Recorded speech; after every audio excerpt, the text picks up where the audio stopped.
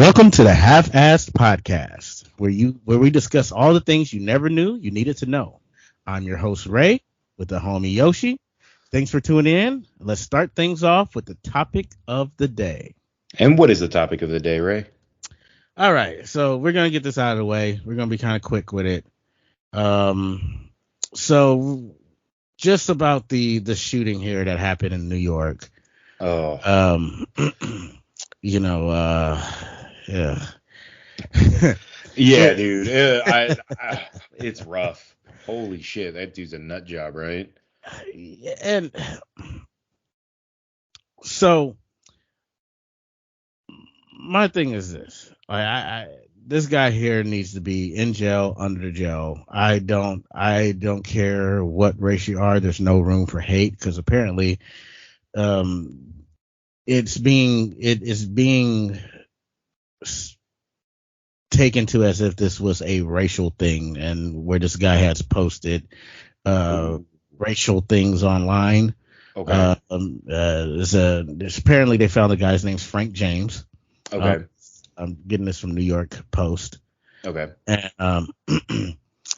and he's a 60-year-old, black man who has been consumed with hatred of white people and convinced of a looming race war. So I guess he decided to detonate smoke grenades on a Manhattan-bound train on the subway and fired 33 shots on board. Jesus. So while the train was in motion? Doesn't say in particular. Okay. But I'm going to assume so because these people were stuck on board. Oh, shit. Yeah, I mean, because I guess if it was a train station, because I pulled it up on CNN, and they're like, it's this end line that they were following, and like you can see like, oh, the van linked to the shooting, the end line, and 33 people found at the 36th Street station. Then the suspect was arrested, and they just kind of show this path of freaking destruction, man. Holy shit. Yeah. So this guy he definitely has issues. He has a lot of issues with race. A lot of grievances against what he calls whitey. And the thing is,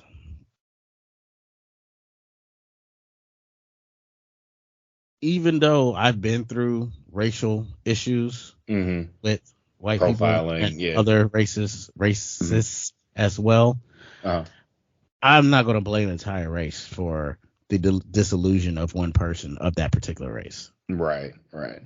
Like I know, just like how there's good black people and bad black people, I know there's good white folk, bad white folk. There's just good people and bad people. In general, it's just people, that's how right? people are in general.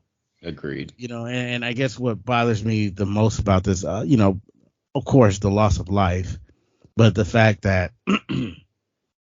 as we discussed before when we were talking about race and things of that nature, that when somebody of color does something, they're scrutinized much more harshly, than the counterparts. It's now, not, granted, he is wrong. I'm not condoning anything he's doing. So don't anybody think that. Yeah. All I'm saying is this right here, because people are going to see this as a singular issue, and it's going to be like, oh, are all black people like this? Instead of just saying this one dude that happens to be, it's not a racist idiot. Yeah, it's not a crazy guy shot up the train. It's a black crazy guy shot up the train. No, it's a black racist, a terrorist. Yeah, that's true. I mean, okay. So this shooting is terrible, right? Obviously, yes, pre-planned, premeditated, pre-everything, right? But did you hear in the news last week about how, it might have been last week, 2 weeks ago, something like that, where they were like, oh, it's a mass shooting in Sacramento or something, or in Northern California area. Oh, yeah. And it was like, it's a mass shooting. It's another mass shooting. Is these black folks mass shooting? And they were like they retracted the statement the next day. Like, yeah, it was just gang violence. I'm like, yeah. Wait, but was it a mass shooting or not? Like, it was like, no, there was like 10 people on one side that got killed, and there's 10 people on the other side. It's like, oh, sounds like a whole bunch of people just killed each other. Like, yeah. So it just, I don't know. I mean, it was a slow news week is what that meant. You know what I mean? Like, they were just trying to find whatever, but it's not related to this at all. It's just how the news tries to spin things. That it's like, oh, a whole bunch of black males decided to kill each other, and I was like, you mean like they always do? They're like, this is not news. This is making mountains out of molehills, right? Like, not that it's never good, but unfortunately, that's the kind of, when drugs are involved or anything like that, territory is an issue. This is also not in like, it wasn't in Beverly Hills, you know what I mean? It was in Sacramento, and Sacramento ain't exactly nice, It's called the politicians there. I mean, it's the nation capital, so anything. It's California's the California capital. So anything coming out of there like that, they're gonna make something a little bit bigger out of it. Now, like Yoshi said, it is a big thing, and he lost a life. Mm-hmm. But the way they were trying to spin it was trying to make it bigger than what it actually was. Well, I mean, I felt like it was kind of like racially motivated. They were like, see, other mass murderers could be other races than just white guys. You know what I mean? Like that's kind of like the tone that it took with me. I was like, yeah, like thou doth protest too much. Like, no, it's like when it's crazy people shooting, it's generally white people. Like, right. I'm sorry, it's just the way it is. And it's mostly because there's just more of them here than everyone else. I mean, it's just simple as that. Yeah. But but it's just like I said, with this thing here in New York, I just hope that that the families of these people who lost their lives find peace and that justice is served, because I don't care if he's black, white, or whatever. What he did was horrible, and he needs to be put underneath the jail. And a lot of people don't believe in death row and all that stuff. I do. Yeah. If I'm against it with anything that's circumstantial and you're in jail because of some sort of loophole or some BS like that. But something like this, where it's like black and white, and this dude's gonna to jail. Like, it's pretty obvious he did this. Yeah. Stuff like that, but, to me, belongs on death row.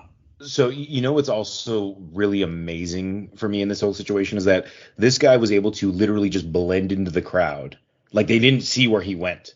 Like, there was a moment yesterday where they were like, I was at a dinner, and they said, "Oh, did you hear it? He just got away." Like, they didn't know where he was. I'm like, how does he do that? Like, that's brilliant, but how do you do that?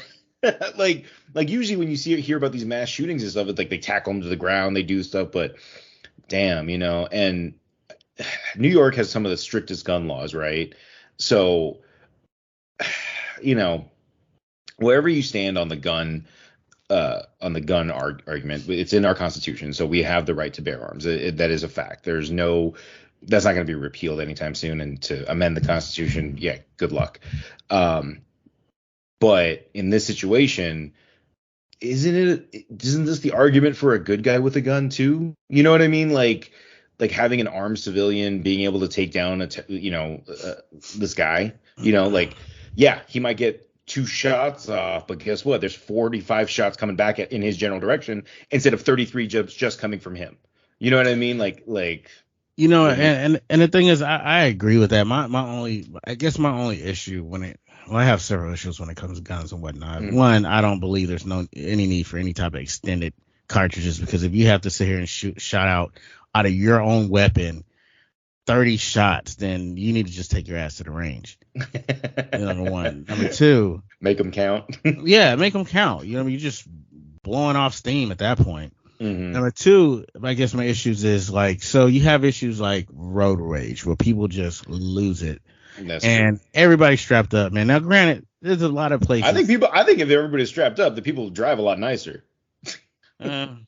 I mean, maybe, because there's places out there that are all about open carry, Arizona, or Texas, things of that nature, and it's not like they're just having this big, huge ramp up of road rage kills, people just blasting each other. But I it's just for me, just there needs to be some sort of training involved for sure. Not just handling firearms, but understanding the responsibility you have by having a firearm. Because you have something that can kill a person in an instant, with no emotional attachment, so it needs to be taken more seriously as far as how you should use your firearm in interaction with people that are adverse to you. So that's like my biggest thing. Because I think if you wanna have a gun, I think honestly, psych eval, like that for sure should happen. Like, I mean, apparently this guy has issues mentally. Yeah, I'm reading through this article on CNN, and he says he bought the gun in 2011, so he's had this thing for a decade, right? So, I don't know that a psych eval back in 2011 would have it wouldn't have said, oh, this guy's a radical, or he's being radicalized, right? That's why he got a gun. You know what I mean? Like back in 2011, he may have he's 62 years old, 62. So, he'd been 50 something. Dude, with 50 something, right? 51, turning 52, whatever.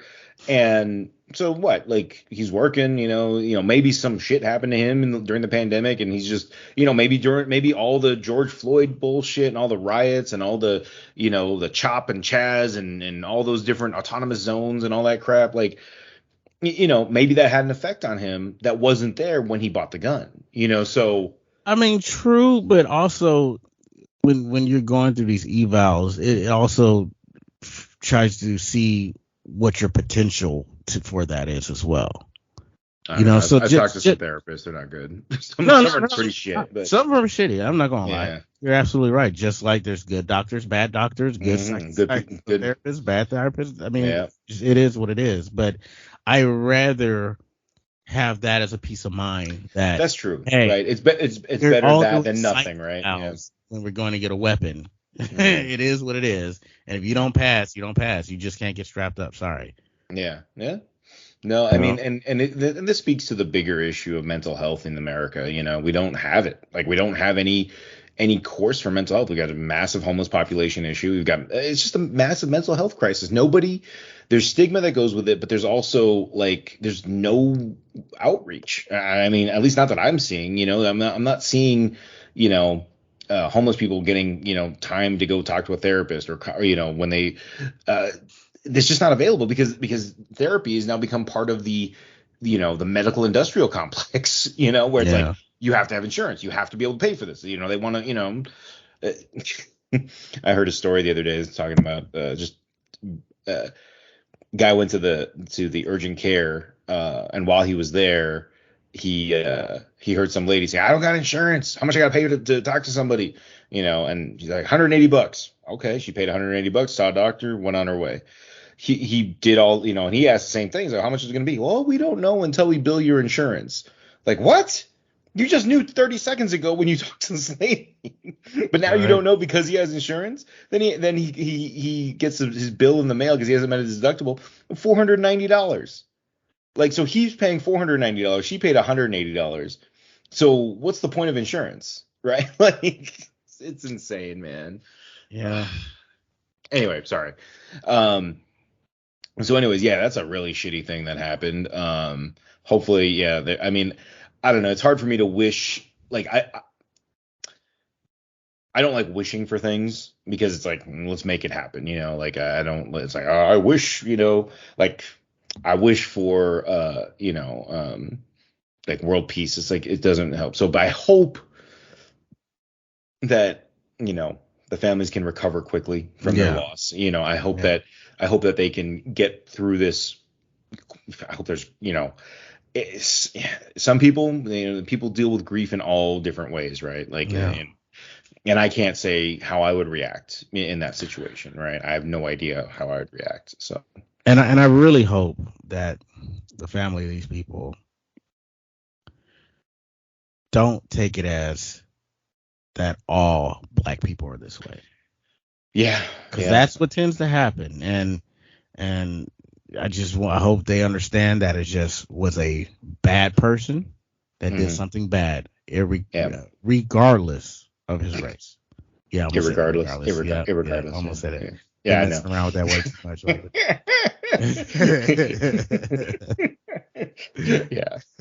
Regardless of the situation, Regardless. Yeah.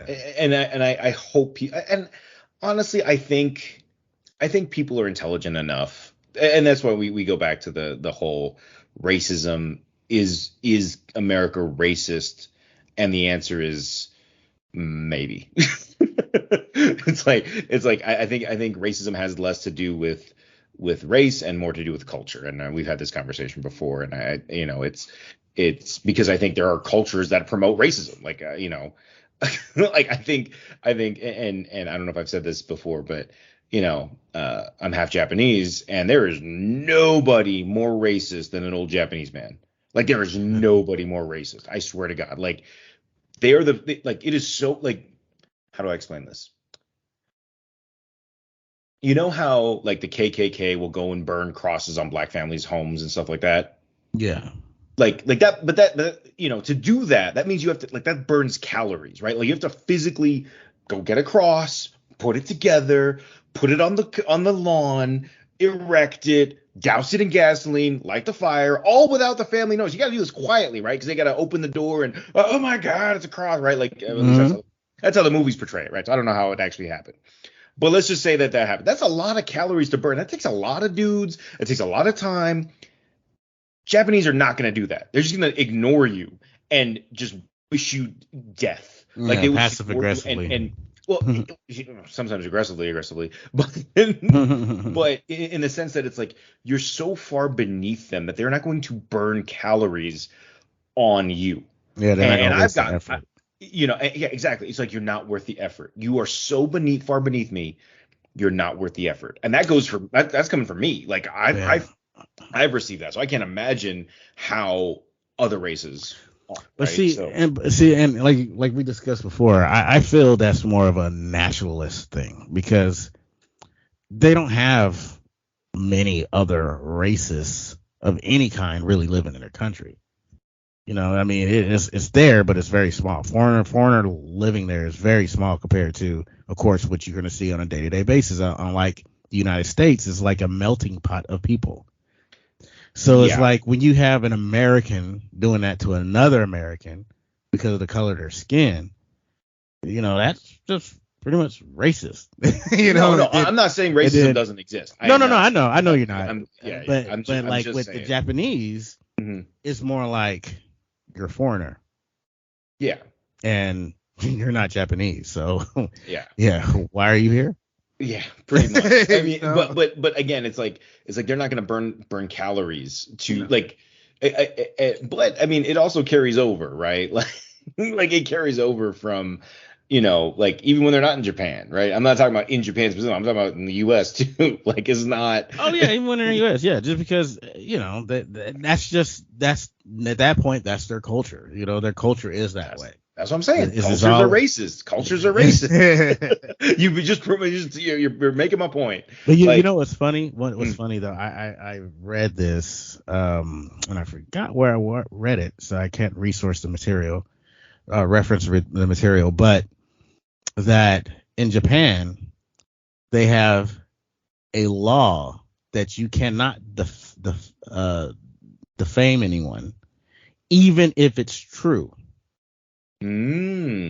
So essentially, if you go to say your boss is cheating on his wife, and you say something to someone at the wherever, and it gets back to him, and he feels that he lost his honor, he could take you to court and sue you for defamation of character, even though it's true. Unlike here in the States, it has to be false here in the States. Right. Japan, right. So it could be false, it could be true, as long as it dishonors the person, makes the person lose anything in any way as far as standing, socio standing. Yep. So something that's as a direct correlation with them. This is absolutely true. This is under Article 230-1 of the Criminal Code of Japan.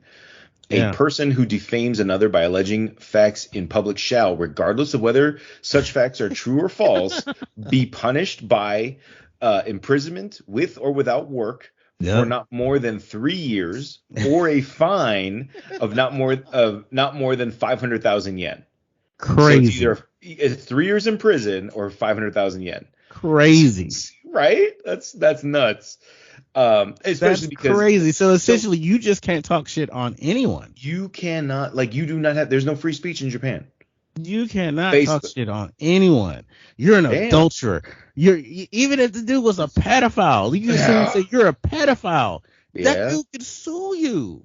Yeah. So that legitimately means there's no free speech in Japan. Well, okay. Let me put it this way. Free speech costs 500,000 yen. or no more than 3 years in jail. Or 3 years, right? So either way. Time or your money. Mm-hmm. You just say what you want, but it's gonna cost you time or money. That's where I don't like that. I don't like the either or, where time equals money. I mean, we know time is money, right?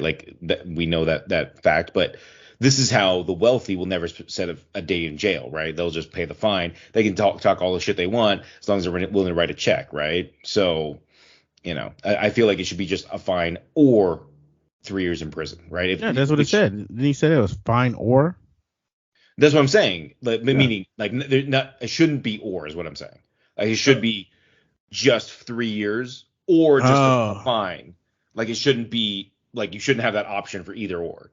I mean, I guess it might be discretionary for the judge. Maybe the judge is like, no, I know I have the discretion to give you issue a fine or the 3 years, but I wanted to do 3 years because I'm trying to send a message. Mm-hmm. But I guess what I'm saying is taking somebody out of the populace is way worse than charging them with a fine, right? Because even if you have a fine, on that, because you can never get that time. You can never get that time back, right? You'll make money back. Yeah, you can't. And that stigma that follows you or being in prison, yeah. Right, it's you got fined. Everybody's faced fines before, right? Freaking what was it? Michael Jordan paid $25,000 a game because he was wearing Jordans, right? Or Nike paid the fine, right? Yeah, Nike paid the fine all the time, yeah. Right? So people don't care about fines. People care about jail sentences. So it's if you're gonna write a law, it shouldn't be 6 months in jail or $1,000 fine. Well, bitch, I'll come up with $1,000 in way less than 6 months. You know what I mean? Right. But normally they say the fines for first, second time offenders, and after that you're pretty much going to jail. Yeah, it's dude, you can't keep your mouth shut. Yeah, you already been fined a million yen, and you still talking shit. All right, 3 years for you, buddy. Yeah. Let's see you learn your lesson now. I get it, but just when it's written in the law like that, I just see if you've got the money, you can say whatever the fuck you want, But I guess it's up to the judge's discretion. It's really up to the judge's discretion, because I'm pretty sure with multiple offenders, they're not getting fines. The fines stop after the second time. That's true. But we're also still talking about just speach, right? We're just talking about. True. But you're absolutely right, and that is a real thing, and that's amazing. But that could explain why they just don't say anything. There's no overt racism. They'll say shit though. I had plenty of shit talk to me when I was in Japan. So yeah. Yeah. But so anyways, back to wishing. It's a good segue. Do you ever wish you won the lottery, Ray? Just like the majority of people on Earth, I would say yes. I definitely have wished. Even thought about things that I would purchase or do with said winnings. What would you do if you won the lottery? I mean, everybody's asked this question, right? This is true. I mean, the first and foremost thing you have to do, you have to hire a tax lawyer. You have to figure out, all right, now if I'm doing lump sum or annulments, how is this going to work tax wise? What am I going to be paying? It's called installments or annuity, but annuities. Annulments. Sorry, annuities. Dude, I love when you get words wrong. I sure did. It's shit, dude. We're gonna annul this shit. You're either gonna get it or you don't. Now you're gonna get it annulled. Holy shit, dude. You're not gonna get it. Never mind. We lied to you. Installments or annuities. Sorry. Yeah. That's the word I meant. Yes. But anyway, so you got to make those decisions, and of course, me, I'd probably take the lump sum and just pay the tax up front. not worry about it anymore. Yeah. Because you never know what can happen to this country. I want to get my money up front. It's like you want to get all that money tax free, or you're gonna pay, right? You're gonna pay the you're 4%. definitely gonna pay out the ears with taking a lump sum for sure. Now, we live in California, so there is no state tax on California winnings, just so you know. So it's all just federal. The Fed will take 40%. Yep. Because that makes sense, right? Mm-hmm. Yeah, they'll tax your winnings, but but you can't deduct your losings if you're a gambler. Right? It's like, yeah, this is an expense. Yeah, right. It's like, yeah, we're counting this out. Yeah, I lost a meal, so that means yeah, all my money's getting written off. Yeah, but yes, I would do that. I would, and then after that, I would make sure to, pay off all your debts or whatever. Of course, would want to get a house. Okay. Definitely. After I do all that, I probably play a little bit of money. Like, of course, I would get a couple cars that I always wanted. Bits and things of that nature. Spend a little on yourself. Yeah, right? Spend a little on myself, but all right. The majority of it, I would invest. Okay. I would definitely invest. I would put it up somewhere and just live off enough where I'm making like 6 figures a year, depending on how much the winnings were. But if I can live off 100,000 a year, basically, and you're getting that full 1,000, so you're getting the full like $8,700 or $9,200 a month. Okay. Getting that full amount. And that's all just take home because everything's paid off, right? Your house is paid off. All your home's paid off. All you're doing is paying like property tax, insurances, and whatever bills going along. But yeah, all that stuff paid off, and I'll just invest. I'll invest in real estate. Invest in the stock market. I would invest in trusts. I would have companies out the yang. Like I would make money for everything. Just because you have the capital to do it, and you can try to get more, make your money work for you. Yeah. So I would definitely do a lot of that stuff to make sure that money lasts and that it goes to my family and stuff when my time on this earth is no longer no one here or whatnot. So that's what I really would do with mine. But I know you have a very interesting take on yours. Yeah, so I spent a lot of time driving in cars, or just driving in general. So there's a lot of time to just think.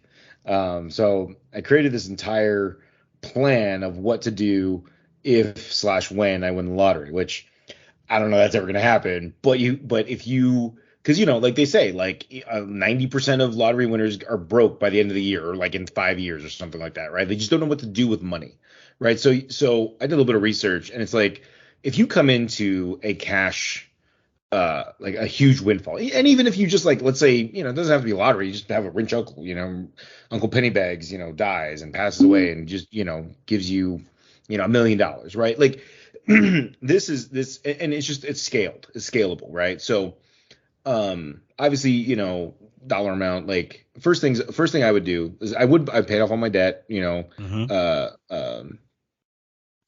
have much left, thank God, but just make sure no debt.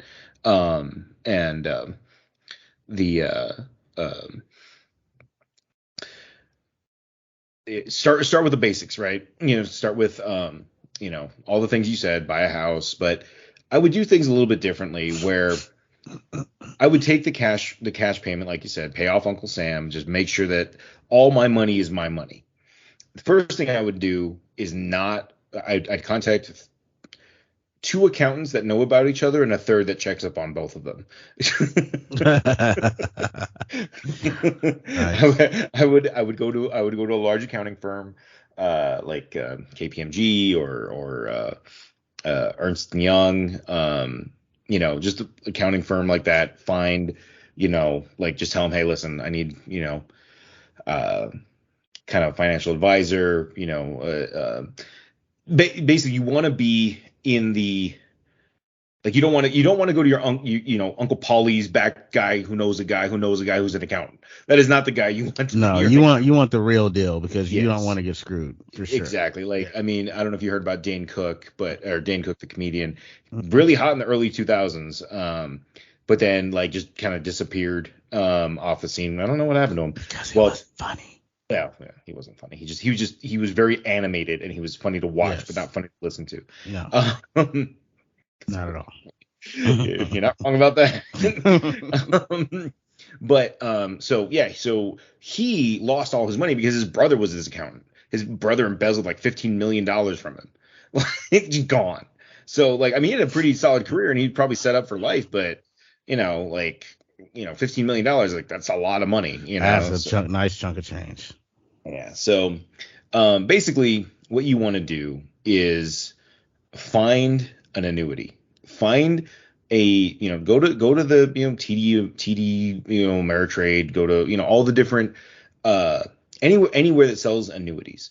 And an annuity is exactly what they were going to pay you out with your winnings, right? So if you like, let's use the $1 billion one because this is when I really started researching it, right? Because I remember we hit $1 billion a couple years ago. Yeah. And everybody's like, oh my God, $1 billion. Holy shit. What do you do with that? And I was like, well, how come the cash value is only $500 million or whatever? Well, it's simple because when they buy an annuity for you, or what you're winning is an annuity. You're winning that $1 billion over the course of 30 years or something like that, right? They'll pay you annually, the payments. And what they do is they'll buy with the cash. That's why the cash value is roughly 50%, right? Mm-hmm. Because they know that in 30 years they will double the money. You see how that works? Mm-hmm. So you buy the annuity for $500 million. It will pay out $1 billion over the course of 30 years. Mm-hmm. So like I said, it's all scalable, right? So you take the cash and you buy your own annuities for what you want. Okay. So now the annuities are taxed when you get your distributions, but because they are not income, they are investments, you only pay 15%. Okay. So no matter what. Okay. So they're investments, right? So just like anything else, right? It's an investment vehicle. So what you can do is, I'm not sure if you can do it like this. I think you can, but it kind of depends, right? Because there's limitations on how much you can put into an index universal life policy, because it has to be, I think the maximum it can be is like 40% of the face value of the policy, and no one's going to issue you a $500 million policy or $1 billion life insurance policy, right? Yeah. Like it's just not going to happen. Like you'd bankrupt some of the issuers, right? So it doesn't work like that. So, but again, different things, right? So basically, my whole concept was using the annuity system to create payments for people that you care about, right? So I would set up my family, I'd set them up, whatever it is, and it's surprisingly inexpensive. So I'm going to pull up an annuity calculator. I mean, again, we're talking about a $500 million windfall. Okay, let's just use that number because that's what it was. So this is literally Fidelity. So Fidelity, they have an annuity. They sell annuities, right? No, start conversation on my calculator. Where's my calculator? Okay, terrible. Okay, but Fidelity's one of them. Bank rate. Here we go. So if we want to start a simple annuity, so let's say I want for myself, I want and be realistic, like how much money do you need like to live on, right? Like how much money do you really want to live on? Like give me your number. How much do you want right now? Whatever number, how much do you want a month to live comfortably? Anything you want. And you said this money is taxed 15%? This is taxed at 15%, yes. So every month I want 125 grand because that will put me after taxes for a little bit over 100 grand. Okay, so you want 125 a year or per month? Yep, a year. Oh, okay, how much do you want per monthly? Month? Oh, yeah, monthly? Let's just do monthly. Well, in that case, still be what is that? 10 grand. 10 G's. Let's make it 10 G's. All right. So let's make it 12 G's, just because That way, the 15% you'll net 10,000 in pocket every year. Okay. So we want monthly, and let's see. So right now, we probably say 8% annual growth, right? And let's say for 60 years, because that would put you at 192 years old in 60 years from now. Accurate. Yeah, right. Accurate. So for 60 years, y'all. Okay, so with an annual growth rate of 8%, which is conservative when it comes to investments, right? I think on average, it's about 12%. You're looking at 10 to 12% on average. Right. Just the S&P 500 index, whatever, blah, blah, blah. Right? Yeah. So 8% is very doable. Okay. So how much do you think you'd have to invest of that $500 million, $500 million, okay, to live comfortably for the rest of your life, the next 60 years, 12 grand a month? How much do you think that would cost you to buy an annuity? Not 500 million. Oh, hell no. I don't know. Enlighten me. 10? No. That's a good guess though. 1.7. So wow. 1.8, right? Really, it's like 1.796, blah blah blah, whatever. So it's like 1.8 million. So for just under $2 million, you will set yourself up with your current those were your numbers, right? So for $2 million, you're now set for life. Right? That's going to take care of your family, take care of anybody. Your again, this is handling your own bills, but you'd be able to live comfortably on 12 grand a month or 10 grand a month after taxes, right? Right. So, then what do you do with the other $498 million that you have? So again, this is where people with money and people without money, their mindsets are different, right? Because we think, oh, if I got $2 million, that's infinite money. And it's like, no, but you can turn $2 million into infinite money. Yeah, if you do it right. So knowing this, I created a plan where I'd set up my family, every person in my family, and then I would create where someone was like, hey, some random cousin out of nowhere starts hounding me like, hey, I want you to invest in this, blah, blah, blah, blah, blah. And I'm like, all right, well, I don't really know you, but how about I give you, I'll give you $10,000 a month, for the next 5 years. Okay. And let's see what you can do with it. Right. So instead of giving them a $400,000 or $500,000 check, right, I write a check to an annuity, and pay it out to them. So now I write a check for the next 5 years. I wrote one check, $500,000. I write that to the annuity. It pays out $10,000 monthly for the next 5 years, assuming solely 8%. But now their business has a steady income, even if they're doing poorly, even if they're, whatever, right? So that way that investment, now obviously, they'll pay you back. You know what? I don't believe you. Like, I don't believe you're going to pay me back, especially if it's somebody I don't know. But if it sounds like a legitimate thing, it's like, I've written this check, made their payments, and then I'm part owner of the company, right? Like mm-hmm. Now I'm still entitled to my return or whatever, the negotiated price. This is not a charity, right? This is a business idea, right? So again, this is like, if you start thinking about it in this way, now your money is generating money, right? So now you've leveraged your earnings or winnings, whatever, into vehicles to earn you money. So now you don't have to, because I promise you, if you wrote a check to that kid for $500,000, that fucking $500,000 will be gone. Oh, yeah. Right? It's just gone. Right? Yeah. And same with any of your other kids, right? Like, it's like, but if you can create up a basic income for them, and they're gonna live well, right? Like, I mean, we're talking about $10,000 a month. Like, that's fucking money. You know what I mean? That's plenty. Right. So if you start thinking about how you can help, and me personally, like, so let's say it was my money, I would want, if I won the lottery, my magic number was $40,000 a month for the rest of my life. I don't know why. I just picked a number. It just seems nice. $40,000 a month, like, fantastic, right? $40,000 a month. Yeah. Bruh, what are you gonna do with all that? Whatever the fuck I want, dude. I mean, I know, but Jesus, that is. I mean, teach his own. That's just that's. But and granted, doing it that way, it only makes sense because it's not like you're using the full 500 mil amount. You're using at that point what 10,000 is basically 2 mil. So you're using what 2, 4, 6, 8. No, 8 mil. See, that's the beauty. Get you 40,000. No, it's only 6. Oh, because of the interest. Because interest compounds. Yeah. So as my monthly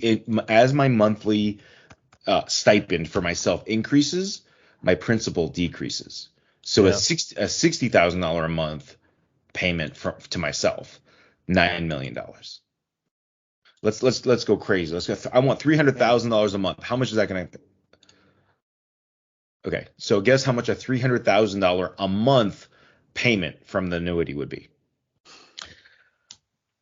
50 mil. Close, 44.9. But so you see what I'm saying? 10% of your earnings. 10%. I can take 300,000 a month. Exactly my point. Exactly my point. Right? That's ridiculous. Exactly, right? So and that's not to say that every annuity is going to earn 8%. And maybe not everyone should. Maybe I can buy an annuity for half that. One at 6%, one at 12%. The 12% isn't guaranteed, but the 6% is.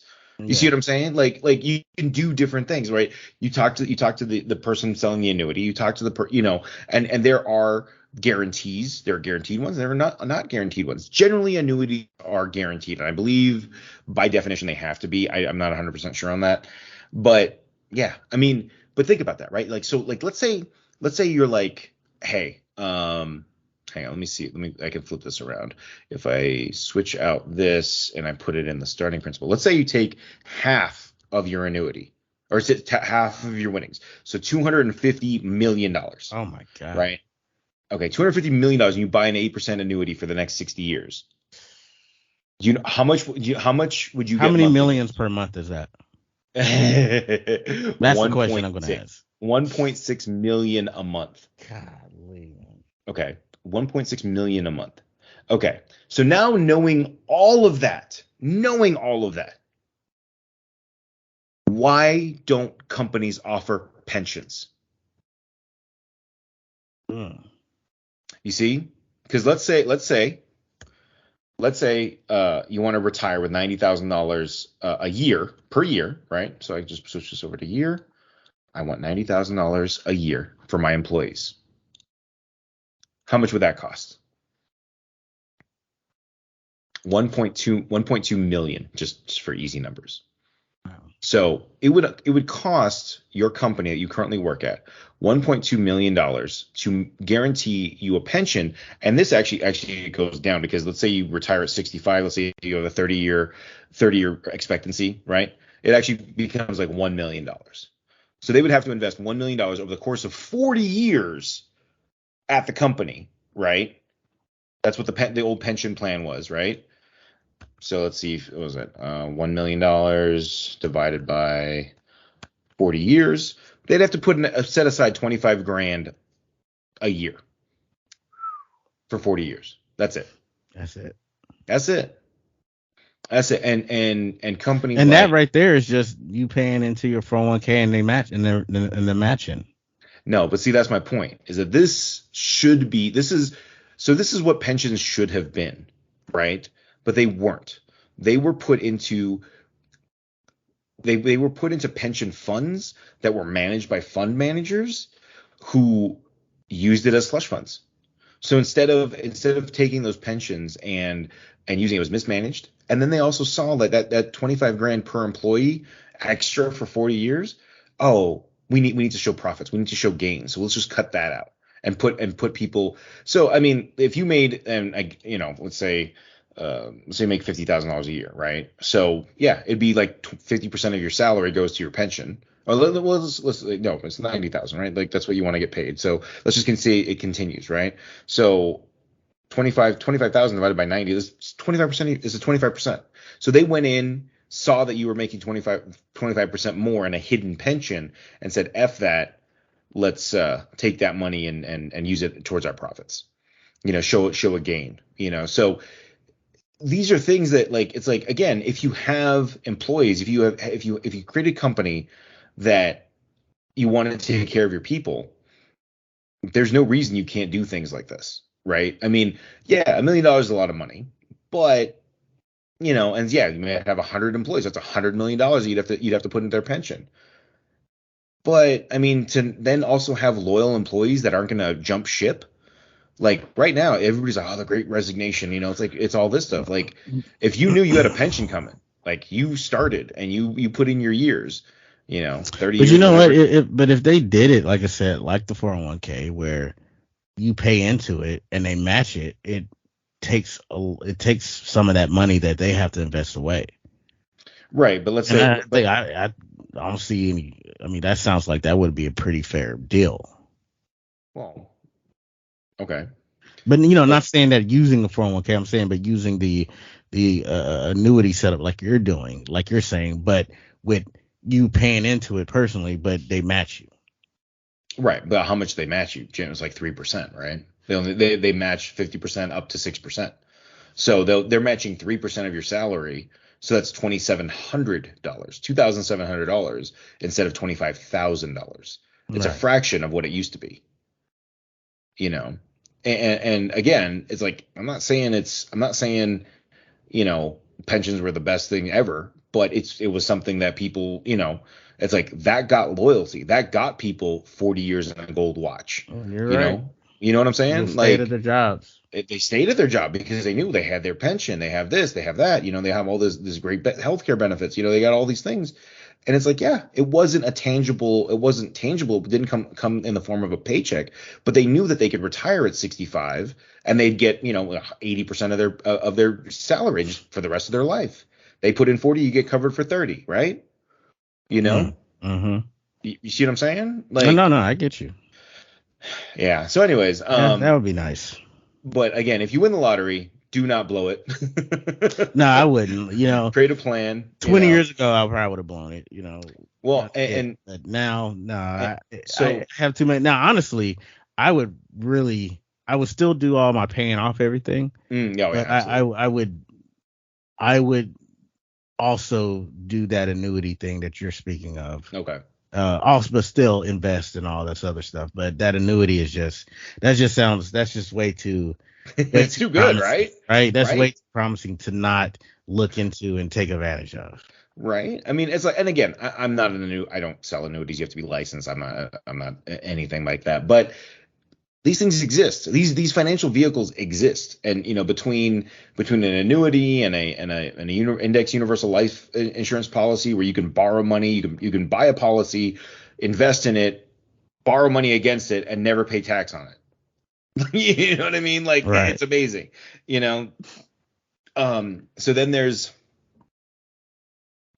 so anyway, these are just things that we think about. Yeah, but that's a good way to look at it, though, honestly, because like you said, most people who win it go broke, and a lot of people are looking at it, well, how do you go broke with all this money? And it's just, people think the money is limitless. They're like, but they have to understand, these people that are celebrities or people who are rich and have money, they're constantly replacing the money that they're spending. Yes, exactly. They're not spending more than what they're bringing in. Well, unless you're Nick Cage, but there's a new Nick Cage movie coming out. It's like The Unbearable Weight of Incredible Talent or something like that. He plays himself. Yeah, I know, but it's like, but then again, that's what happens when you go broke. You have to start doing stupid roles like that. So people, like I said, who are rich and maintain this wealth, they don't spend more than that. They don't spend more than what they bring in. That's true. One more thing though, if you win the lottery, do not buy one house for $500,000. Buy 4 houses with $100,000 down payment on each of them, or 5 of them. Oh yeah. No, that's how you're supposed to do it. Yeah, that's how you do it. Absolutely. Because then now you've hit your PMI. You don't very low payments, and now you get that nice annuity that you just bought for yourself, and that'll pay all that. Speaking, but you know what you don't want to do. You don't want to share your winnings or this information if you're in a toxic relationship. Absolutely not, man. Okay, so a little thing on this. So I was listening to no, not I was listening to. Sorry, a podcast was brought to my attention, and honestly, I don't know the podcast. I didn't really listen much into it, so I'm not going to speak on what they talked about. I'm just going to speak on one of the first sentences I've heard at the beginning of the podcast, and it just really turned me off. So I was like, I'm good on listening to this. Okay. So it was a couple young ladies on a podcast, and they were talking about toxic relationships. And the first thing that came out of one of these young ladies' mouth was that, women are in more toxic relationships and men cause more of the toxicity and this and that and third. And I personally, I don't care, man, female, whatever. When people use just one gender or sex, whatever you want to call it, to sit there and say they do this more than the next, it really shows the level of ignorance and non-awareness of their surroundings, because they're just looking at their point of view and what they've been through or what their friends have been through. Yeah. But people in general could be toxic. Doesn't matter if you're male or female. Like, I could say the same thing that she said, I could say too about past relationships for me. I've dealt with toxic women, and I could sit here and say, well, all women are toxic and guys deal with less toxicity than women because of their feelings and their emotions. I could say that. Yeah. But that would be that. I would generalizing. I would be called sexist for that. I would be called things. Well, this young lady apparently, there'd be less things for her to be called for in comparison. But none of that part doesn't really matter. What matters is that all people can be toxic. It doesn't matter if you're male or female.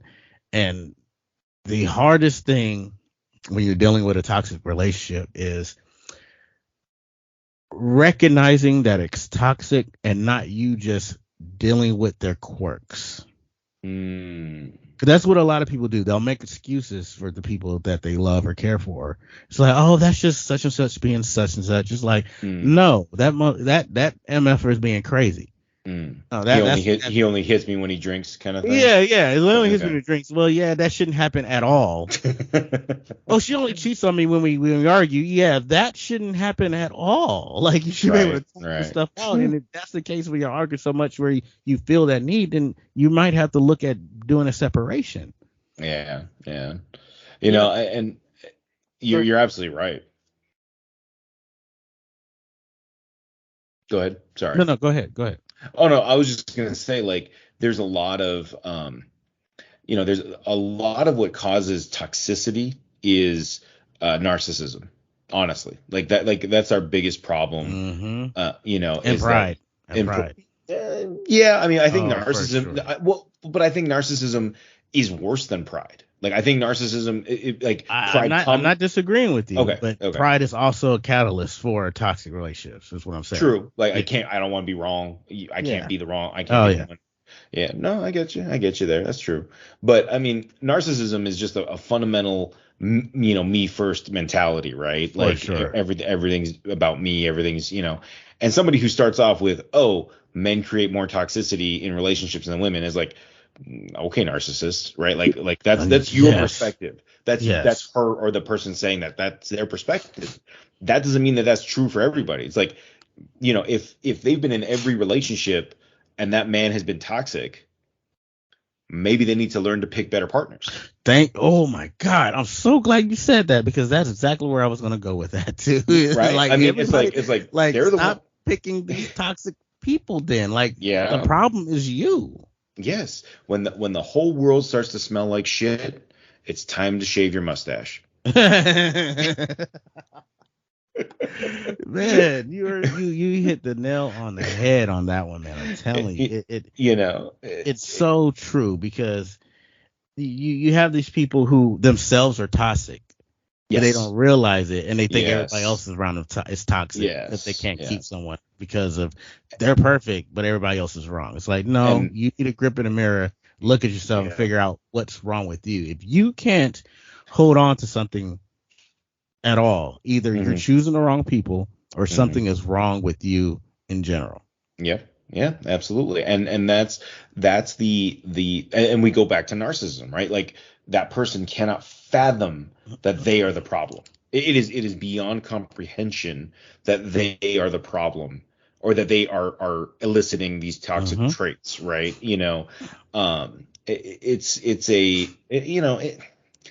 easy to just say, oh, that's a narcissist. Oh, that's narcissist. It's like, no, like true narcissists, like they really, like, I mean, and we say, oh, they're Karens. I'm like, yeah, but they have fucking mental disorder, because they really think that what they're doing is the right thing. When they say, I want to speak to the manager, they really believe that this is how they should do. And unfortunately, it does affect more women than men.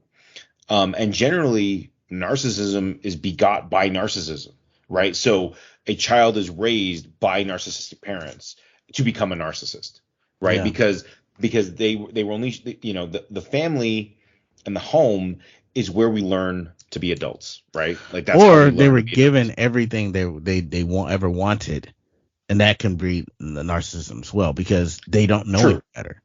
They don't know any difference. Like, well, why are you broke? I never was. My parents gave me everything. Where are your parents at? It's like, that's really? True. It's like, open your eyes, man.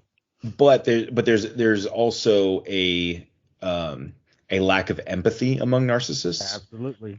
They cannot see the situation from somebody else's shoes. They lack imagination, and a lot of narcissists really have no imagination, right? Like it's kind of a they go hand in hand, And the thing is, people don't even realize that toxic relationships can extend outside just. We're not just talking about like romantic relationships. Romantic. It could be a business relationship, it could be a friendship relationship. Yeah. So, for instance, tell a story about the company I used to work for, and I've told you the story before. The company I used to work for, and the company was transitioning between the father and the son. So the father is the owner of the company, and the son is transitioning so his father can retire, because his father was like in his 70s and still out in the field doing his work. Now, his father, fantastic guy. Like, he forgot more about the work we did then than I could ever hope to remember, because I mean, he was very, very bright, very inquisitive. He questioned everything, which makes you think yourself, and he was a very kind person. And even though there's people that worked for him for like 20 years and they didn't make good money, but they stayed because of him. Now his son started to take over. Now his son, oh my God, it was this situation where the father really wanted one of his sons, somebody in his family, to take over the business. Like, he was desperate. One of his sons just wasn't built for it. Some people are just not cut from that cloth to run a business. Okay. The other son, very bright person, knows his stuff, been around the business his whole life, so he should know the business. But the problem, he was a very toxic person, and also a major narcissist. Okay. So, for instance, the whole purpose of the story, I pay child support, and I have child support taken out of my check. Okay. Because I don't want any situation where, oh man, I could really use this money. Let me not pay the full amount this time and then be in trouble. So I just have them garnish it. I don't see it. I can't say I don't miss it, but I don't see it. But it's not a temptation there where it's like, there's no temptation whatsoever. Except for saying, man, I wish I didn't have to pay so much. That's really but it also allows you to budget correctly, And yeah, absolutely. But anyway, so I pay this out of my I get a garnish. So I get a letter in the mail saying that my license is about to be suspended because I haven't paid child support. And the thing is, normally I would have noticed the difference in the check, but I didn't, because I was working so much overtime. So I didn't really realize that adjustment of that, not of of it not being there. Mm-hmm. But what happened? So this guy basically was taking my child support money and using it to put a down payment on a house. What? And then he took employee funds and used it to buy a Tesla just like his dad. So he could have this facade of him being a successful business owner before he even took over the business. Oh my God! This guy was he embezzled your payments. Yep.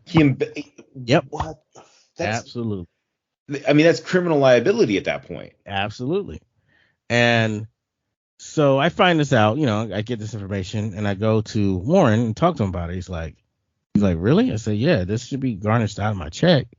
So I should never have an issue with them getting their money. And if I'm getting my license suspended, it's been like a couple months because they work fast here. Yeah. If you don't pay in a month or two, there's no warning. There's no. They just shut you down. They shut you down. It's like, oh, you don't want to pay your child support? We're gonna make it where it's impossible for you to pay child support. We're gonna charge you back pay with 12% interest. How about that?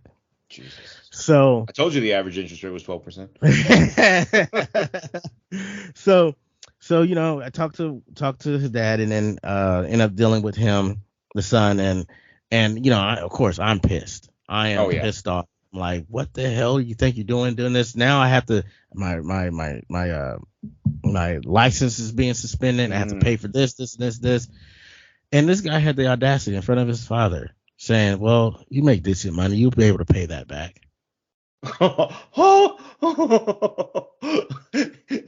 And I'm just like, so wait, let me get this straight.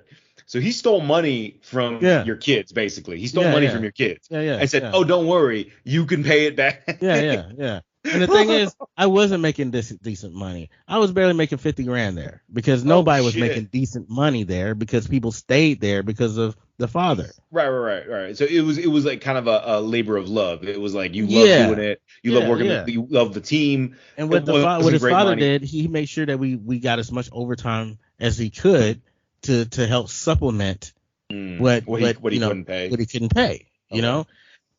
So, and of course, this infuriates me, and I mean livid. Fucking livid. And as a lot of people know, black folk livid is different from other folk livid. And I was, oh my goodness, I called this man every name that I could think of, well, just because of his response. Then as soon as I started talking legal matters in court, this and the third, Warren, oh shoot, I didn't mean to put his name. The father.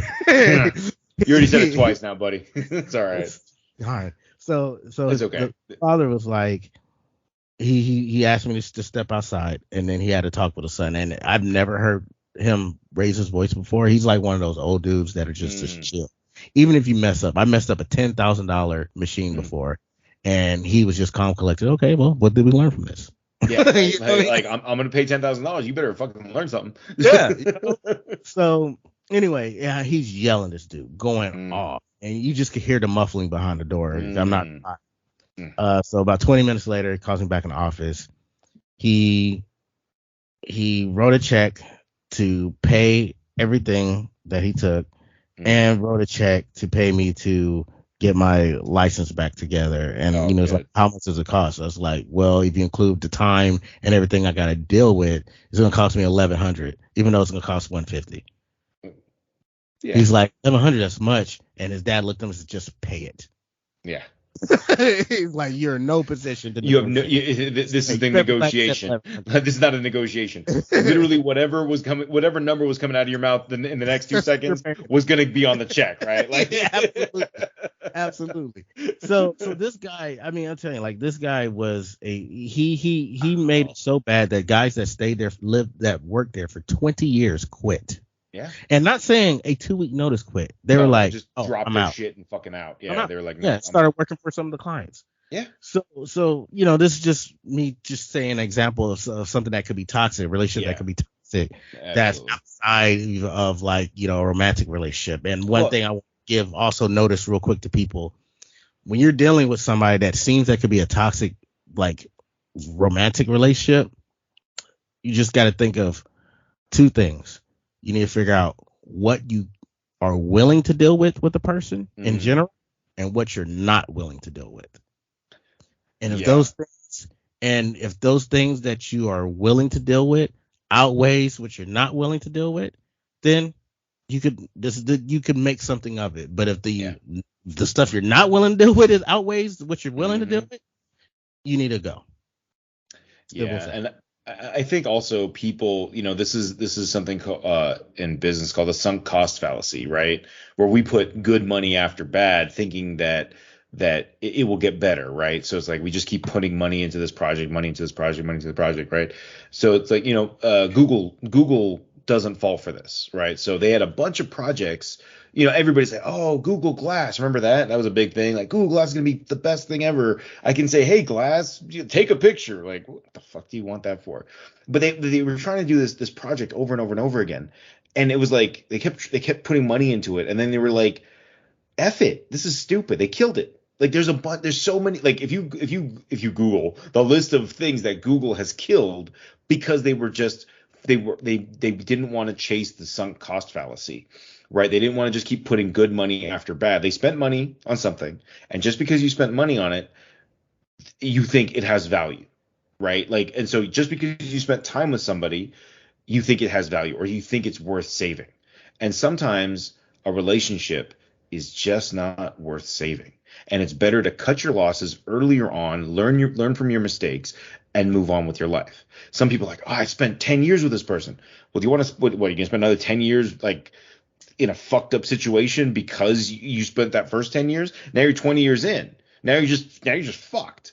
Like you don't love this man or you don't love this woman and you're just in a shitty relationship. And it's like, yeah, just because you put 10 years in there doesn't mean that you need to put another 10. And it doesn't mean you need to lose more things over. And this is it's human nature because we want to value things. We want to see value in the things that is affecting our lives, right? Like and that's what, like we said, like we want to learn the lesson, right? You broke a $10,000 piece of whatever, and you want to take the lesson. What's the takeaway from this? Okay, it happened, whatever. But with people, we try to say, okay, well, I've gone this far, I've gone this far. Yeah. Let's keep going. And trying to make excuses for it. You're trying to make, well, I mean, it's not really an excuse. It's like you're invested, right? It's like people don't like cutting their losses on investments, right? Like let's say you bought a bunch of, let's say Tesla was going the other way, right? Instead of going through the roof, it was tanking. But you're like, no, but Tesla's great. And they're just like losing money every month. They're not. I mean, but obviously, let's just say they were. But you're like, but Tesla was so good in 2022, and 10 years later, they're crap, right? But you're like, but I put all this money in it, I'm just gonna keep buying more Tesla stock. Then all of a sudden, it's like Tesla's out of business, and now your stock is gone. Like it's worth nothing, right? It's like, so if you put all the money in there, like, what's the point? But it's not justification or anything. But you think that you can make a change in this person, right? But you are justifying by thinking you can make that change. That's your justification. Yeah, there, true. Like you think Tesla is going to come back up because they were what they were in the past. Right. You're justifying your behavior. Yeah. I guess I see your point. But also, not only that, but but people. Again, with people, it's different. Like you can cut your losses on a car, right? Pretty easily. Like if you get T-boned by, heaven forbid, you get T-boned by a semi, you survive, and your car is total. You're gonna cut it. You're not gonna try to like piece it back together, right? A semi fucking took it out. Like you're gonna collect your check. You're gonna move on. You're gonna count your losses. You're gonna cut your losses. You're gonna go find another car. There's another car out there. May not be exactly the same. May have more, may have less, may have whatever, but it's out there. Especially if there's a Walmart truck that hits you, you can fucking sue those motherfuckers. Get a who was it? They got that fat payday. Yeah, the one that got hit by the Walmart truck. Yeah. I don't remember, but yeah, they got paid. Yeah, fuck. Yeah, they got paid. The guy on 30 Rock, right? Tracy Morgan. Yeah. So Tracy Morgan, he got paid. Like I love how he disclosed how much he made. He's like, yeah, I'm not allowed to tell you how much my house is worth, but my neighbor's house is $140 million. Right. I was like, oh shit, that's smart. I don't have to do comedy anymore. I'll just say that much. This now is just because I want to do it. Yeah. I don't know how much comedy Tracy was doing before, but you know. Yeah, I never thought he was that funny. Like, he's all right. He's better in shows than a stand up for me. oh, okay. Yeah, he's a better actor or character actor. Yeah, for sure. Yeah. So anyways, all this talk of yes, what's up? So you know, when you're dealing with these toxic relationships, you just all you want to do is just get away. You know, you just want to southwest it somewhere, just get away. I want to get away. You know, and Lenny Kravitz the way out of there, right? Right. You know, and since Yoshi and I are travelers ourselves, yes, we could give you some tips on how to get away when you want to travel and you want to and enlighten yourself by getting outside of your little bubble. Yeah, absolutely. Now, the first tip I'm going to tell people when it comes to traveling, especially if you're catching airlines and whatnot, I don't care what airline it is, I don't care what airport it is. Mm-hmm. Get your behind there 2 hours early. Just deal with it. Just deal with it. I don't care. I fly out of a small airport every time I travel. Mm-hmm. It's John Wayne Airport because I live out here in the county of Orange, and it's a very small airport. I honestly probably can get there 30 minutes beforehand and still make my flight. Oh yeah. But why deal with all that stress of rushing and having to run and what if the line's long? What if a flight was canceled? Mm-hmm. Now you're dealing behind all these people because the thing about John Wayne is not meant for large crowds, and if a flight gets canceled, everybody's day just got wrecked. Yep. So, you're not wrong about that, man. So just show up 2 hours early. 2.5 hours early if you have a rental car, so it gives you time to drop off the rental and all that jazz. Just show up early. That is like one of the best advices I can give because a lot of people miss their flights and all that because of their last minute preparation. Just wait there. There's plenty of places to eat, chill, read a book, get on your phone, get on your laptop, have a drink, do whatever. Just get on there 2 hours early. So I will say yes, and not only that, but we have to when traveling, know your airport. So obviously Ray knows his airport. He knows how long it's gonna take him. And he knows a smooth transition from bag drop through security to the gate is 30 minutes at his airport. Yes. I know at my airport that is nowhere near enough time. That 2 hours is the absolute bare minimum you want to be walking to the gate. So you want to have your bags dropped, ready to go. And now I fly out of LAX, okay? So flying out of LAX or JFK or any one of these giant ATL, Jesus Christ, that thing's BWI, any of those, any one of these monster airports, shuttles upon shuttles upon shuttles. You gotta park here, drive there, catch a shuttle, do the I'm a little teapot, and then get to your spot, right? Like, those kinds of airports, you have to give yourself, I would say 2.5, maybe even 3 hours minimum for domestic flights. International, add an hour. Okay. Yeah, absolutely. And so I'm gonna add on to what Ray was saying by also saying know your airports before you go. There are airport maps everywhere. 9 times out of 10, you're probably gonna get a connection unless you live in one of the big hubs like I do. You're gonna have to have a connection. It's gonna be some podunk airport that you've never heard of. You're like, Salt Lake City has an airport? Like, what the hell? I thought Utah was just, radioactive wasteland, like you're like, oh, I got to go through Salt Lake City, or I got to go through Denver, or I got to go through, Houston, I got to go, wherever, right? Yeah. You've got to know your airports when you're making your connections. So, and another thing too, if you're traveling during a season where there is, rougher weathers, pay the extra price to get a one-way ticket. I mean, not one-way, nonstop ticket. Just do it, because the last thing you want is to miss a connection because you're stuck somewhere because of bad weather, baggage getting lost, all these things. Just to, now some people who fly for business can't help it because a lot of business, they just book the cheapest one they can find. Yep. Or if you're flying out a certain airport that's not a hub, for instance, John Wayne's not a hub for Delta. So if I fly Delta, I most of the time I would have to do a stop. Every once in a while I can do a nonstop depending on the airport I'm going to.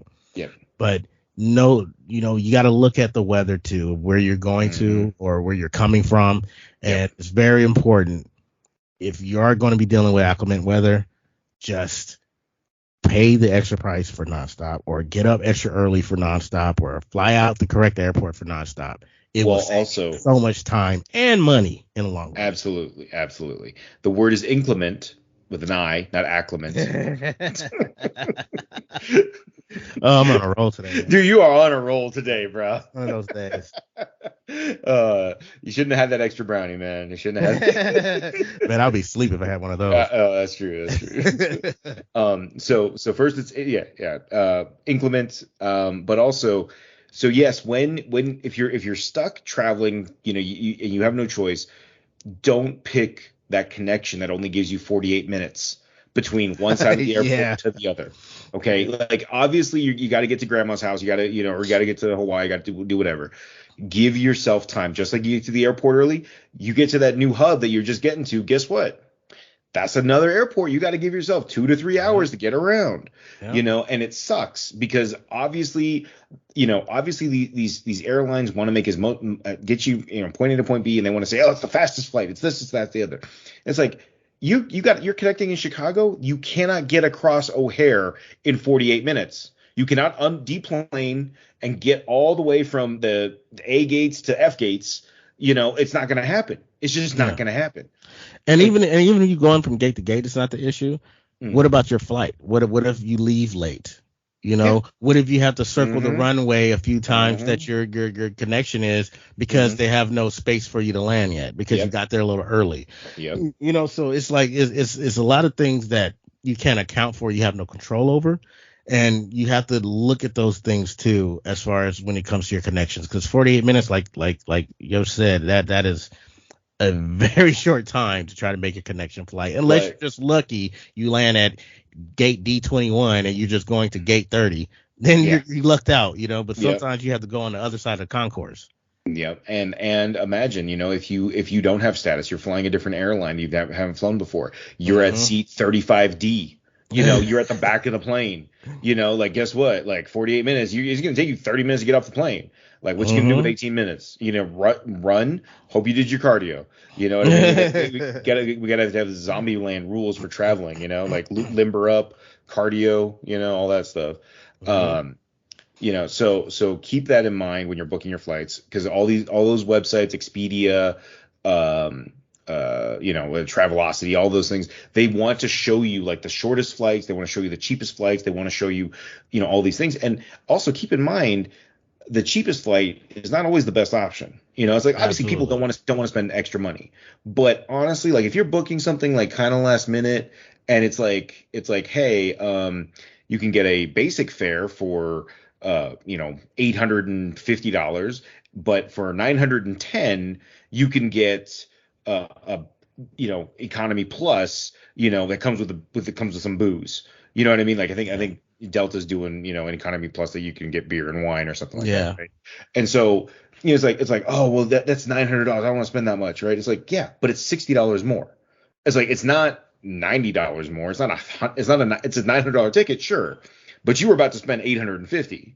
You know what I mean? Like, it's like, it's like, and then your cattle card middle seat at the back, $60 more. Now your aisle seat, or window seat or whatever, and you got extra leg room, and and honestly, if you're flying with kids, get the extra leg room.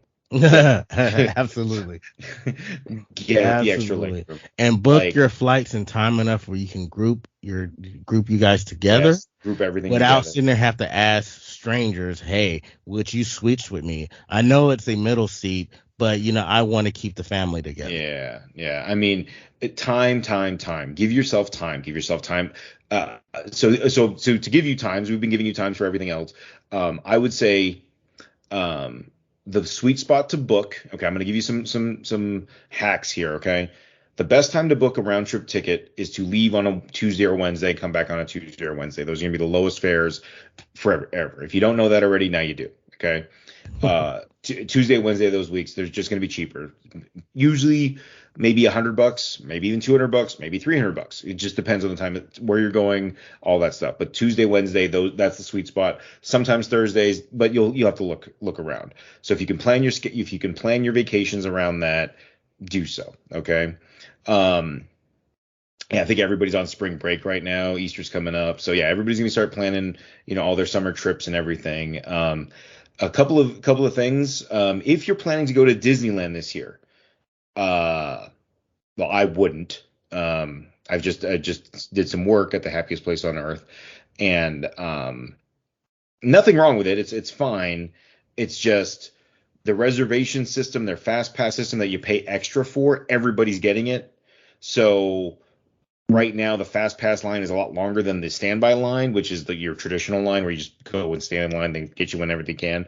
So it's kind of not worth it. I think they pay an extra 20 to $40 per ticket to get that fast pass access now. And also, due to COVID restrictions, which are hopefully lightening up soon at Disneyland, I don't know, but you're doing reservations only. So you have to reserve which park you want to go to on which days, because it's limited capacity. They're at like 50% capacity or something like that. So you have to plan a lot more. So yeah. Disneyland is, it's fun, it's great.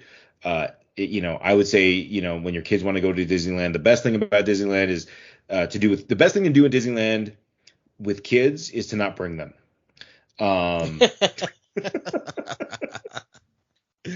Oh man. Or bring copious amounts of money. Oh God, yeah, that's God, the prices are so bad. Yeah, the prices at Disneyland is just ridiculous. I mean, the admission is ridiculous. A bottle of water is like $10. I mean, I mean, you're just paying through the nose. I mean, now, to be fair, the prices outside Disneyland aren't much better right now either. But things are getting it's kind of leveling out to Disneyland prices right now. Disneyland is life now. Yeah, right. Oh Jesus. But yeah, so those are some travel tips. Do you have any other travel tips, Ray? Also, look, people, let's stop using paper tickets. Just stop. Like at airfare, when you're on the airplane. Just use your phone. Yeah. Just use your phone. These apps for these airlines are so good now. Mm-hmm. Where you can get all your information, everything you need on your phone, have your ticket there on your phone. Just use your phone. Stop getting paper tickets. Just stop. We're past that now. This is 2022. We're in a technological boom. Let's just stick with it. That's true. That's a good point. Another thing, make sure, I would say, with your carry-on, keep it light and mobile.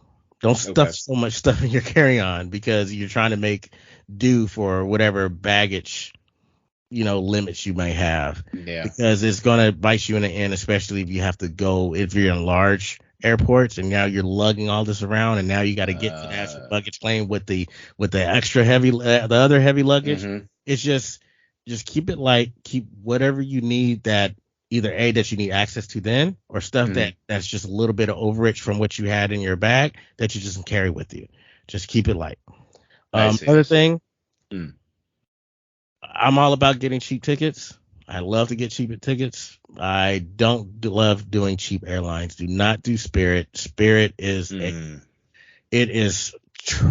trash, people. The tickets are cheap, and the next thing you know, you have to pay for every bag that you check. There's no free first bag, none of that stuff. I know they charge you for carry-ons too, right? If you have a carry-on. For carry-on, they charge you everything. You want to breathe recycled airplane air? That's $20. Oh, you want water out of this non-name brand water bottle? Okay, that's $30. Like, they charge for everything. So yeah, the ticket looks cheap, but at the end of the day, you're spending the same price for a less expensive ticket from American Airlines, Delta, United. If they want to ship their clothes, I mean, via FedEx, it might be cheaper that way. That's true. Fee. I mean, Spirit has a place. Okay, it has a place. It's a terrible place. You don't want to be there, but it does have a place. Like, for those people who are just, I don't want to say I don't want to gatekeep airfare either, right? If people are really broke, they should still be allowed to fly. They should still be able to. Yeah, but you can use Southwest. You're going to come out paying the same. That's my point. That's your point. If the tickets were cheap and they gave you the same service as all these other airlines where you get the first bag free and all that stuff, then I would be all for it, even though I don't like the carrier, the line. Yeah. But since after everything's said and done, you're cheaper coming out flying from, or you're paying the same as you pay Southwest, go Southwest. Southwest is very inexpensive in comparison. Yeah. Well, Southwest still has 2 free bags, I think, right? And they're the only airlines doing that still. Yeah, off the rip. So Southwest is nice. I don't fly it often, but there was a time where I went, I don't know, what was it, probably like 3-4 months of flying it straight. Oh yeah. Yeah.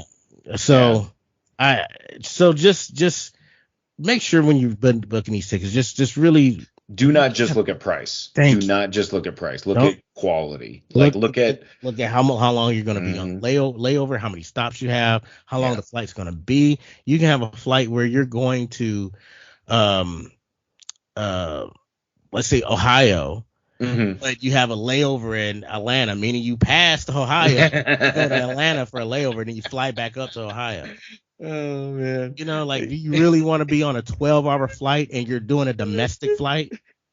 Dude, you know what I mean? That should take you to another country. I just flew from Ohio back to LA via New York. Oh, see, that's but it wasn't bad. Okay. But there was a method to my madness. Okay, I got to fly in the Delta One product from Delta. Nice. Yeah. But I could only do that if I went through New York. Yeah. So you just did it for the experience. I did it for the experience. Okay, I was like, I'm not gonna. See, that's when you know you fly a lot, ladies and gentlemen, is when you're just doing stupid shit for experience. I got a free upgrade, man. I'm like, no, I'm gonna do this. Oh, I have to go through New York for this upgrade. Let's go. I'm gonna do it. It wasn't free. I mean, I spent points, but it was. But I mean, it's free. It was free, right? Yeah, I'm like, oh hell no. They were like, oh, do you want to upgrade? You want to upgrade? I think it was like, do you want to upgrade to Delta One for this one leg of your trip for $800, or I think it was 160,000 points. Yeah. I'm like, points, buddy. I was like, fuck points. I don't need points. I need money though. So, and this is the last thing. On travel tips. Okay. If you're able to, sign up for the frequent flyer programs. Yep. And try to build those up if you're able to. Because there was a time. If you're not going to be traveling a lot, it doesn't really matter. But you might as well get the points, right? You might as well get the points. Something. Because even if you're not able to get high status or different status, there's sometimes where not sometimes, there's a lot of times, for instance on Delta, where if you want to get to Comfort Plus, you can just spend 12,000 points, and you can get 12,000 points in a few flights. Yeah. Absolutely. So you can benefit from it without just being in different tiers and stuff. Now, if you can get in different tiers, it really comes in handy. It opens up. Like your weight capacity goes up. Like from Delta, it goes from 50 to 75. Yeah, on your luggage. Be a fat ass. That really helps. You the bags? Or you just talking about me? Like, yeah, and then you get 2 bags free. Like it really helps. It really helps. So yeah. So nice. those are the the tips that Yoshi and I wanted to go over with you guys. And that was just flying. And that's just next time we'll go over rental cars, hotels.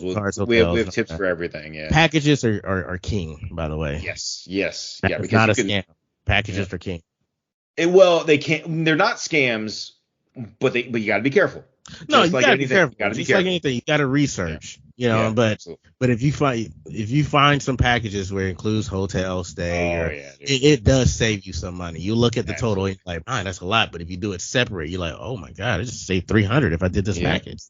Yeah. So that's what we have to say about travel tips right now. But I think everybody hates flying, But you know what I hate, Ray? What do you hate, brother? I fucking hate zucchini. Fucking zucchini, man. Oh, God. All right, listen. So, what does zucchini do to you, man? Why do you hate zucchini so much? Okay, there's a lot to unpack there. All right, so it has to go with betrayal and spaghetti sauce and some sort of soup or something or maybe not spaghetti, something it was like a tomato soup. Anyway, I was like 6, okay, and I was just like, hey, here's some sort of red sauce item, right? Like it's like a pasta, I don't think it was spaghetti, it was like shell noodles or something like that or whatever, right? And so but whatever. So the point was I dug into this and I saw these green things in there and I was like, okay, cucumbers. All right. Might be crunchy, whatever. All right, whatever. Bite into it. I don't know what I was 6. Okay. I'm retarded, right? All 6-year-olds are retarded. Okay. And so I don't know what I was thinking. I thought it was going to be crispy cucumber thing. No, it turned into this mouthful of green mush. Okay. And it was the most disgusting thing I'd ever sunk my teeth into at that point. Okay. And it's terrible. Okay. And my biggest problem with zucchini is this. Okay. Zucchini cannot stand on its own. It's like the guy who can't cook showing up at the potluck Thanksgiving with paper plates. Okay. It's not, but not like the good. I'll bring the chips. Plates. Yeah, like he's like, oh, I'll bring the plates, but but not the good Dixie plates. It's like the flimsy, like styrofoam ones. Not even styrofoam. Like I love like the paper. Like it was literally Xerox paper that has little ruffles around it. You know what I'm talking about? That bullshit. Okay. Mm-hmm. And it's like, oh my god. And then it's like. Can't even hold up to gravy, cranberry sauce, or nothing. It's like I'm talking about the crap plates that are just inserts. They're just like crap Kleenex, okay?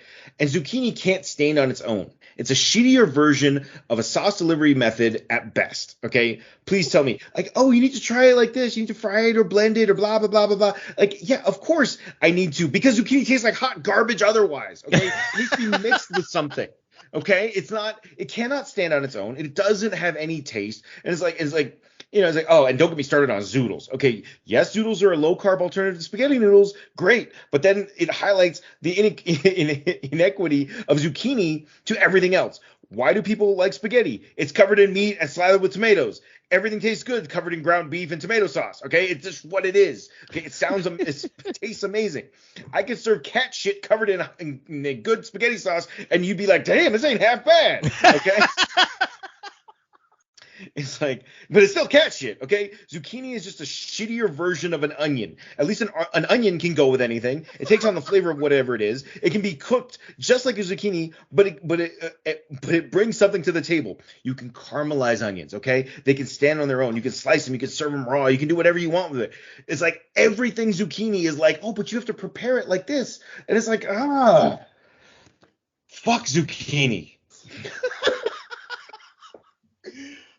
Oh my god, man, you kill me right now. Hey, I can serve cat shit with tomato sauce. And you be like, hey, this ain't half bad, but it's still cat shit. Oh my god, that's funny. Oh my goodness. Yeah. So fuck zucchini. And I defy any of our listeners to give me a good recipe.